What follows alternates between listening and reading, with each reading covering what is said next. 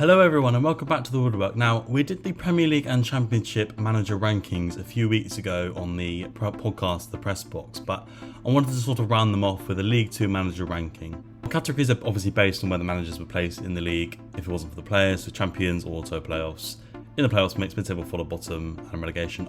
I did this because I thought it would make more sense in terms of ranking the managers. So, starting off with Accrington Stanley's John Doolan.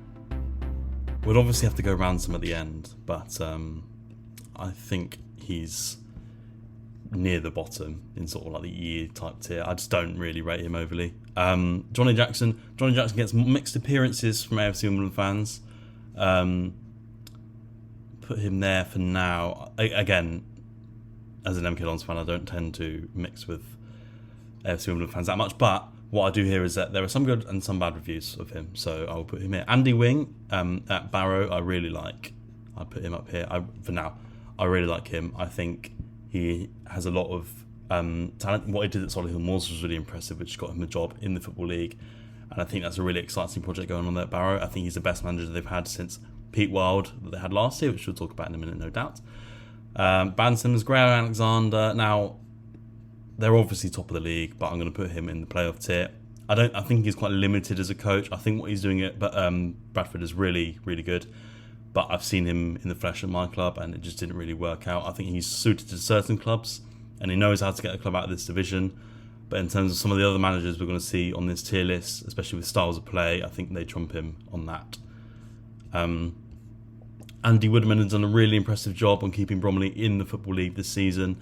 They've got a very nice mid-table finish, so I'll put him in the mid-table tier. Mark Hughes at Carlisle just doesn't look like he's going to keep them up. Carlisle have made some ridiculous decisions, especially with managers all season. The decision to to pay £200,000 for Mike Williamson off of MK Dons, to then back him in January massively with all of his players, to then sack him on deadline day, to bring in Mark Hughes, who has stated that he doesn't even like most of the players he's got, and he's got a massive squad. So I think decisions from the board are what have Carlisle in this position, and I don't think Mark Hughes was ever going to fix their situation, and it looks like they're going to get relegated now, sadly for him. So but it's not just his fault, so I'll put him in the bottom tier for now. Michael Flynn at Cheltenham, mid-table fodder. Not a lot to talk about really. Cheltenham, a bit of a mid-table club at the moment. Paul Cook at Chesterfield's done a really good job. They've tailed off this season, but that is mostly due to injuries, so I'll put him in the playoff mix tier. Danny Cowley. Some of these tiers are going to be on just pedigree, and Danny Cowley is him and his brother, the best managers in this league has to offer. In the auto place, I think Colchester will be a real threat next season. Some of the players they've got as well. I know this isn't about players, but like Jack Payne and people like that, they will be a real threat next season. Similar to Johnny Jackson, I hear mixed reviews from Crew fans about Lee Bell.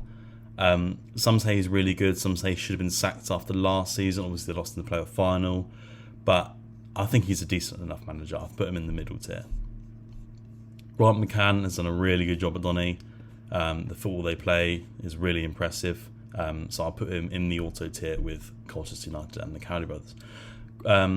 Gareth Ainsworth has just come to Gillingham. I think this is a good fit, but as he's just come in, I will put him in the mid-table. I think he really suits Gillingham actually, and I think his style of play will be what the board and the fans there want, and I think he has a good chance to get him out of the league next season. But obviously we just haven't seen that much of him in League 2, so I'll put him in the mid-table tier for now. Pete Wild at Fleetwood, as I said, really, really good manager. I'll put him at the top of the playoff tier there. Really, really impressive job Barrow last year. Even if they did just miss out on playoffs, to get them in that position was really impressive, I think. And Fleetwood maybe have less tools than Barrow had, but only just. And I think they could be a real threat next season. David Artelli at Grimsby. Wow, I mean, to have Grimsby in the playoffs at this time of the season is really impressive. He obviously goes in the mid-table tier. Still got the champion spot left up there though. That'd be quite interesting. Simon Weaver at Harrogate, been there for so long and done such a good job there to keep Harrogate in the Football League, so that was really impressive from him. Ben Gladwin, unfortunately, is going to have to go in relegation. I've no doubt he'll be a good manager in the future. Obviously, he's just an interim for now, but yeah, it just hasn't been good at the moment for MK Dons in a lot of ways. Paul Warne has been rumoured to be taking the next job. I think Michael Duff and Luke Williams are up there as well. So be very interested to see how that goes. Derek Adams is next. Now, obviously, this changes if he keeps Morecambe up, but for now, Morecambe have had a pretty dreadful season. They haven't got the best players, and he hasn't been getting the best out of what he has, really. It's just been a dire season for Morecambe, but hopefully they could stay up. He can go in the bottom tier. Nelson Jardim at Newport, mid-table fodder, I'm afraid. Stuart Maynard, ooh. Stuart Maynard. Again, mixed reviews. I've heard mixed reviews. But I think he's a good man. I'll put him at the top of this tier. I think he's unlucky not to get in the playoff spots, but these four trump him, I think, for now. I previously stated that Darren Moore at Port Vale was a joke for this league. I retract my statement. They've had a pretty poor second half of the season, in all honesty. I'll put them at the top of mid-table fodder. A pretty poor end of the season, in all honesty. They would have expected better, to be honest with you. Kyle Robertson at Salford is the best manager in League 2, in my opinion. I think this is slightly below his level. I think he is a League 1 manager. What he did at MK Dons, Oxford, apart from the end part, and what he's doing at Salford is really good.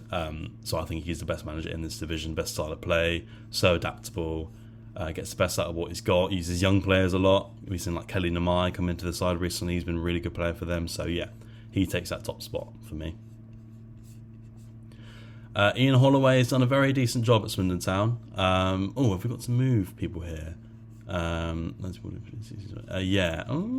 going to have to move someone. I'll put Jardim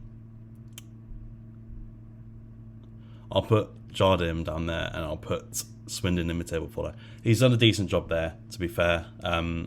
He's kept them up. He's got a big contract, so I don't think he'll last the whole of next season. You know, Swindon will be in a similar position probably, and he'll get the sack, but he'll get a decent payout, so fair play to him. The other interim manager also goes into the relegation place, which is a bit harsh, but obviously they're interim, so you know, Tranmere have had a dreadful season really, and they're down at the bottom. And then that leaves us finally with Walsall's manager Matt Sadler. The Sadlers have Sadler, which is ironic. I will put him up in the automatics. Now, he's had a difficult season. Walsall are slipping out of it, but I don't think what he did in the first half of that season can be forgotten. They were like 20 points clear at the top at Christmas time. And yes, they've had a dire period since, but they've had injuries. They've had obviously Nathan Lowe went back to Stoke, which was their best player. So I think he's done really well since then, genuinely. So that concludes the tier list. As I said, these two are harsh to be down there in the relegation zone, but as I said, they're interims. Former MK Dons hasn't been great, and the other has a bit of Tranmere. So I'm pretty happy with this tier list. Let me know what you think in the comments. Remember to subscribe to the Woodwork channel. Thanks for watching.